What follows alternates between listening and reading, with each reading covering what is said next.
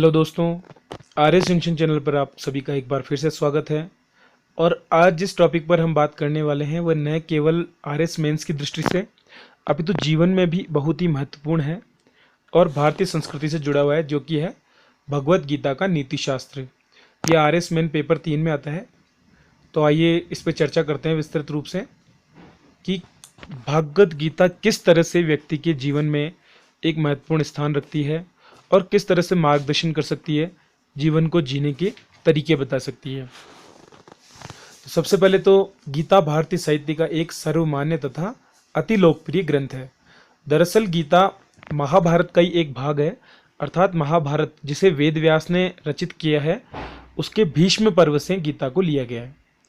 गीता में लगभग 18 अध्याय हैं तथा 700 श्लोकों के माध्यम से गीता में भगवान ने अर्जुन को संदेश देते हुए बताया है कि किस तरह से कर्तव्य मार्ग पर चल सकते हैं बिना कर्मों के बंधन में बंधे। तो पुरातन वेदों तथा उपनिषदों का सार गर्भित रूप ही गीता के रूप में प्रस्तुत किया गया है। अलग अलग दार्शनिकों ने गीता की भिन्न भिन्न व्याख्या की है, लेकिन मुख्यतः इसमें ज्ञान योग, भक्ति योग तथा निष्काम कर्म योग अर्थात योग की अवधारणा के बारे में चर्चा की गई है। प्रारंभिक काल से ही भारतीय दर्शन पर गीता का सर्वाधिक प्रभाव रहा है और गीता अध्यात्म से संबंधित एक ग्रंथ है। गीता में वर्ण व्यवस्था अर्थात जो पुरातन वर्ण व्यवस्था थी, ब्राह्मण, क्षत्रिय, वैश्य तथा शूद्र, जिन चारों को मानव शरीर का ही भाग माना है उसके बारे में, आश्रम व्यवस्था, ब्रह्मचर्य, गृहस्थ, वानप्रस्थ, संन्यास, पुनर्जन्म की अवधारणा, आत्मा की अमरता तथा ईश्वर की सर्वोच्चता को स्वीकार किया गया है। गीता के अनुसार विभिन्न वर्णों का विभाजन जन्म के आधार पर न होकर कर्म के आधार पर किया गया है तथा प्रत्येक वर्ण बिना किसी भेदभाव के अपना अपना महत्व रखता था। गीता में दरअसल महाभारत संग्राम के बीच का एक दृश्य है जिसमें अपने प्रियजनों को अपने सामने खड़ा देखकर अर्जुन मोहग्रसित हो जाता है और अपने कर्तव्य को छोड़ देता है। वह अपने मन की जो कमजोरी है उसे विभिन्न प्रकार के उच्च आदर्शों से दर्शाना चाहता है कि मैं अपने परिवारजनों को मारूं, इससे तो बढ़िया है कि मैं नरक में जाके ही अन्न खा लूं, या मुझे इन सभी संसार के समस्त भोगों से ज़्यादा अपने परिवार की चिंता है। इस तरह की बातें करके वो अपने मन को कमजोर कर रहा है, जबकि क्षत्रिय होते हुए उसका यह धर्म है कि वह युद्ध लड़े तथा अपने कर्तव्य मार्ग पर बिना किसी मोह के निष्काम कर्म करते हुए आगे बढ़े। यहाँ अर्जुन शिष्य के रूप में है तथा भगवान श्री कृष्ण उसके उस गुरु के रूप में है जो उसे कर्तव्य मार्ग पर चलने के लिए पथ प्रदर्शित करते हैं। तो वर्तमान अगर परिप्रेक्ष्य में हम देखें तो जैसा कि आप जानते हैं मानव भी कर्म बंधनों से चारों ओर से घिरा पड़ा है वर्तमान में, और आवश्यकता है उसे एक ऐसे मार्ग की जिसपे चलकर वे अपने लक्ष्यों को प्राप्त कर सकता है तथा धर्म के पालन को आसानी से कर सकता है। तो आइए आगे बढ़ते हैं और बात करते हैं गीता में जो योग की अवधारणाएं दी गई है उनके बारे में। गीता में योग की अवधारणा दी गई है और योग संस्कृत के युज शब्द से बना है जिसका अर्थ है संयोग अर्थात जोड़ना। मुख्यतः योग का तात्पर्य है आत्मा का परमात्मा से मिलन करना। और योग की 3 अवधारणाएं बताई गई है, निष्काम कर्म योग, ज्ञान योग तथा भक्ति योग। बाल गंगाधर तिलक निष्काम कर्म योग को अच्छा मानते हैं, रामानुजाचार्य भक्ति योग को तथा आद्य शंकराचार्य ज्ञान योग को सर्वश्रेष्ठ मानते हैं। अलग अलग मान्यता है। और गीता के जो इस योग की अवधारणा को देशी ही नहीं अपितु विदेशी चिंतकों ने भी बहुत सराहा है। तो अब बात करेंगे हम निष्काम कर्म योग के बारे में। तो दोस्तों, भगवान श्री कृष्ण ने अर्जुन के माध्यम से संपूर्ण प्राणी जगत को निष्काम कर्म योग का संदेश दिया है। इसके अनुसार व्यक्ति को सदाचार के मार्ग पर चलते हुए बिना किसी फल की इच्छा किए बिना कामना रहित कर्म करते रहना चाहिए। अर्थात जब हम कर्म योग की बात करते हैं तो कर्म योग में कर्तृत्व और भोगतत्व अर्थात कर्म करने का अहंकार नहीं होना चाहिए और भोगने की इच्छा नहीं होनी चाहिए। ये दोनों चीजों को त्याग कर यदि हम कर्म करते हैं तो वो ईश्वर के लिए समर्पित कर्म होते हैं, इसीलिए इसे निष्काम कर्म कहा जाता है।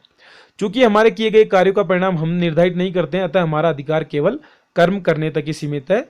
योग से तात्पर्य जय तथा पराजय दोनों स्थिति में संभाव रखना है। परिणाम चाहे कुछ भी हो, कर्मण्येवाधिकारस्ते मा फलेषु कदाचन की भावना से हमें कार्य करना चाहिए। तो यही निष्काम कर्मयोग भगवान श्री कृष्ण ने बताया। दूसरा है ज्ञान योग। ज्ञान योग के अंतर्गत व्यक्ति अपने चित्त को स्थिर करते हुए परम तत्व ब्रह्म को जानने का प्रयास करता है। अर्थात इसमें साधना करनी पड़ती है, योग के माध्यम से खुद को साध्य बनाना पड़ता है और ईश्वर में ही अपने आप को समर्पित करना पड़ता है। इसकी अंतिम स्थिति में आत्मा तत्व की ब्रह्म तत्व में विलीनता होती है। जैसा कि हमने बताया, योग का मतलब आत्मा का परमात्मा में विलीन होना है।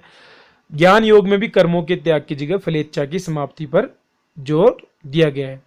ज्ञान योग में फल इच्छा को नहीं रखना है कि मन में कर्म करते रहना है, लेकिन फल की इच्छा को नहीं रखना है।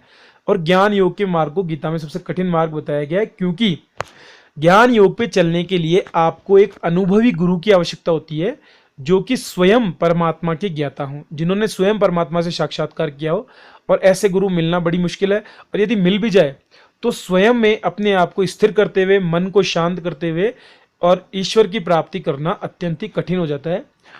और ज्ञान योग के लिए आपको 3 चीजों को, श्रवण, मनन तथा साध्य, मतलब पहले सुनना पड़ता है, उसके बाद में चिंतन करना पड़ता है, जो हमने सुना गुरुओं से, जो भी हमारे गुरु है उनसे सुना, उसका मनन करना पड़ता है, और फिर उसके बाद में उसको साधने की कोशिश की, अर्थात प्राप्ति की कोशिश मनुष्य द्वारा की जाती है ज्ञान योग के अंतर्गत।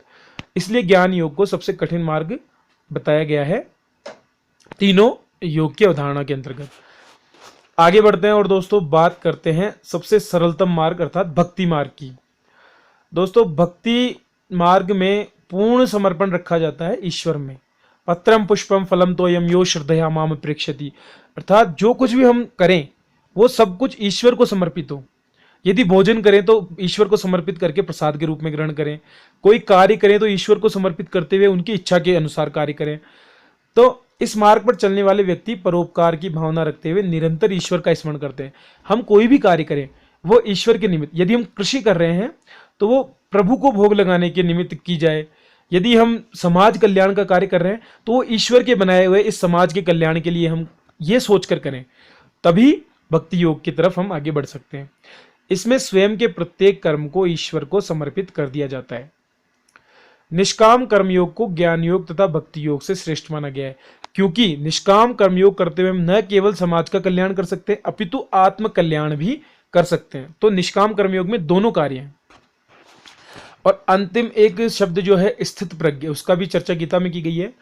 तो स्थित प्रज्ञ किसे कहते हैं? ऐसा मनुष्य जिसने अपनी समस्त इंद्रियों तथा मन को नियंत्रित कर लिया हो तथा जो कर्म फलासक्ति से रहित हो, अर्थात मन नियंत्रण में, इंद्रिया नियंत्रण में, तो अपने आप व्यक्ति कर्मों की फलासक्ति से रहित हो जाएगा।